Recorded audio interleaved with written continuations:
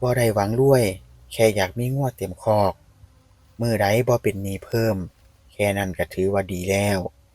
ความหวังของคนเลี้ยงงัวบางเทื่อมันเว้าแรงบ่ได้เพราะถ้าเว้าออกไปแล้วคนอื่นอาจจะฟังแล้วว่าเป็นเรื่องเล็กน้อยก็ได้แต่สำหรับคนที่อยู่กับคอกงัวทุกมื้อความหวังแค่นี้มันบ่ได้น้อยเลยคนเลี้ยงงัวหลายคนบ่ได้หวังบ้านหลังใหญ่บ่ได้หวังรถคันใหม่ แค่หวังว่ามื้อนี้ให้อาหารงัวครบงัวกินอิ่มใจคนเลี้ยงก็อุ่นแล้วความหวังอีกอย่างหนึ่งก็คือบ่ต้องเป็นหนี้เพิ่มหนี้เก่าก็ค่อยๆหาใช้ไปบ่ต้องมีหนี้ใหม่เข้ามาซ้อนแค่นี้ก็โล่งใจหลายแล้วล่ะบางมื้ออาจมีเงินเข้าบางมื้ออาจเงียบแต่ถ้างัวยังอยู่ยังหายใจ